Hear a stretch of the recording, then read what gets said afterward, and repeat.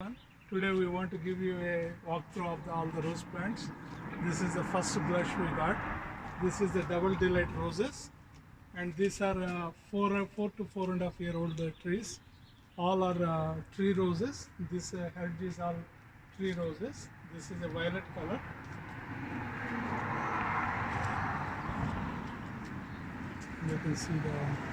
You can see the size of the flower. This is the first blush. It gives around 5 to 7 blushes in a season. And this is the violet one, pink one, then this is the light pink one. You can see the size of the flower. We just do the regular gardening and my wife does the fertilization, water and all the other things. So all the credit goes to my wife, Sujani, who is a professional gardener by choice. And this is the yellow color one. So these are all spent flowers. Gardener comes every Tuesday. So tomorrow he is going to cut this off so that way to tell the plant to bloom again. These are some of the ones. This is all spent. And this is another violet color. These are all the spent flowers. Every Tuesday the gardener comes and he cleans this up. So that way the tree knows it has to flush and bloom again. So it comes 5 to 7 blooms. And this is almost kind of like a spent flower. The leaves will fall off. And this is the violet one. You can see the size of the flower and number of flowers per each branch. And this is another color of the rose. And this is the white, one of my favorite. And this is again a double color rose. And in between the roses there is a fava bean, which my wife has put this time. Last year it was flowers, but this time she put all fava beans because it is going to give us a good crop of fava beans, and after that we can use that as a mulch for the plants. And we have a Japanese maple. Earlier, because of the sun, it used to dry out every time, but now as we went with a hedge of other plants around it, it is not getting that much of sun and heat, so it is able to survive.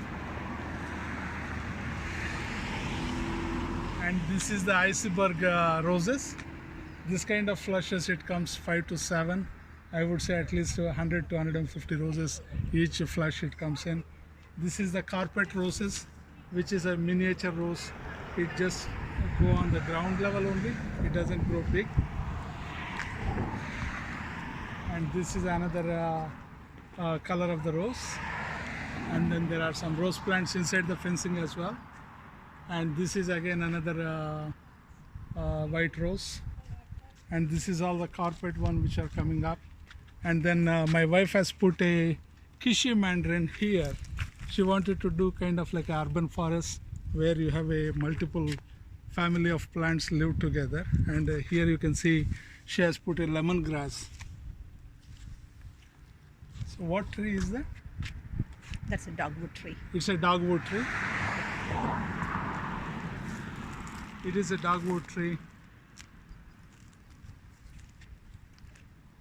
And here you can see the other lemongrass which is coming up. And this is all the carpet roses.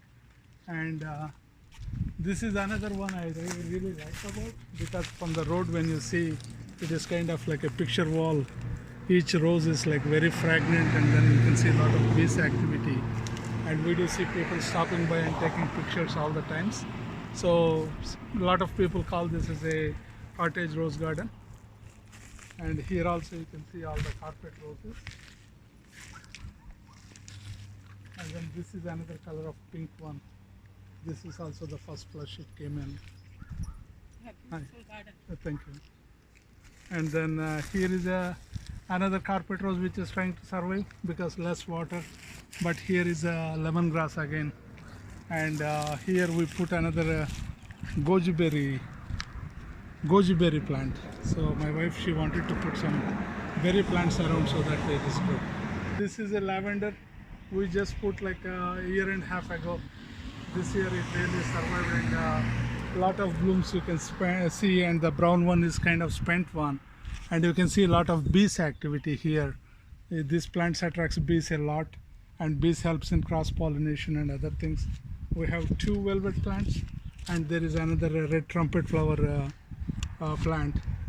Idea is basically The mailbox pole should not be appearing. It is a flower, this one. Here we have another 10 set of tree roses, and each one is kind of its own color and lot of fragrance, spicy, fruity smell, and then lot of sweet roses and all. You can see the flush. You can see the flush.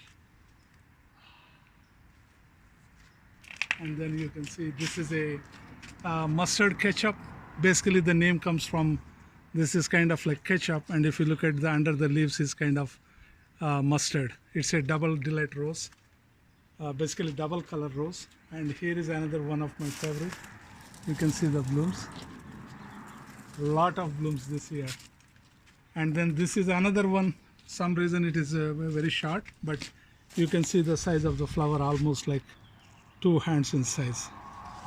And this one, white one, is a stem roses. Basically this is, I believe we have 1 or 2 stem roses. It does give a good flush of 20-30 flowers each time, and 5 to 7 flushes.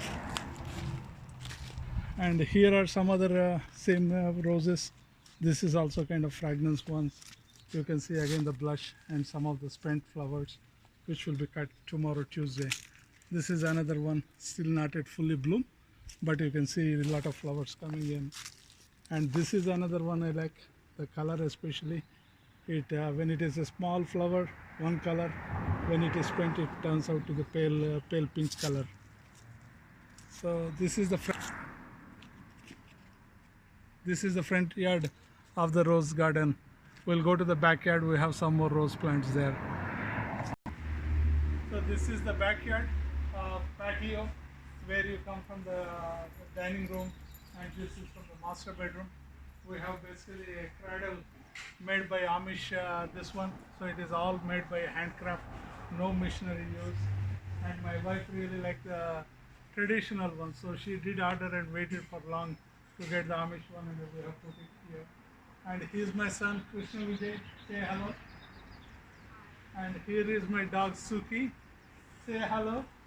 Hello, hello, hello, hello, hello, hello. Come on, come on. Yeah. So this is the patio, basically the pergola, where we have some furniture. The dining table is all messy because we are just cleaning up the spring cleanup, and also we have to set the outdoor kitchen as well. And you can see the 3 layer of the fruit trees. Basically we have around 25 variety of fruit trees, 25 varieties. In total there are around 40 plus.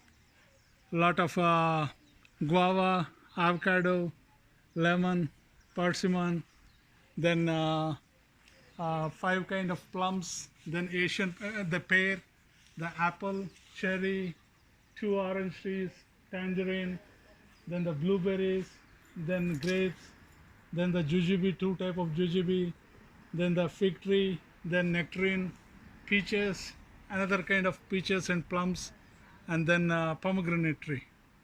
And here is another hedge of flowers, basically lot of roses again. And we put a lot of different plants just for a coexistence and help each other in nutrition and other things. This is the kale. My daughter loves kale for her smoothies and salads. So this is a kale, and this one I believe is Magnolia. The magnolia plant. And then these are Daisies. Shasta daisies. Shasta daisies, and these are the nitrogen plants or something, right? No? Buttercups. Buttercups. Okay. And then this is the broccoli. Brussels sprouts.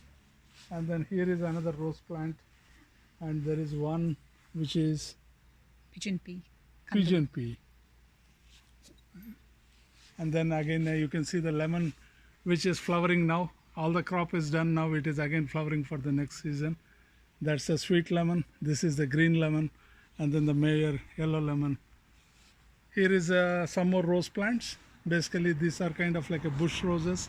We just keep it this size and prune it to the ground level. Every season is done.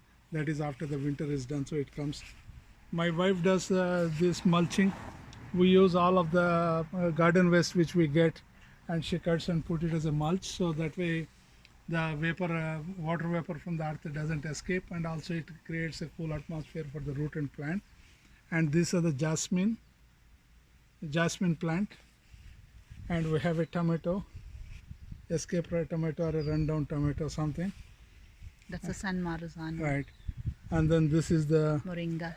moringa tree. This is the moringa, It comes back every basically year. the drumstick one.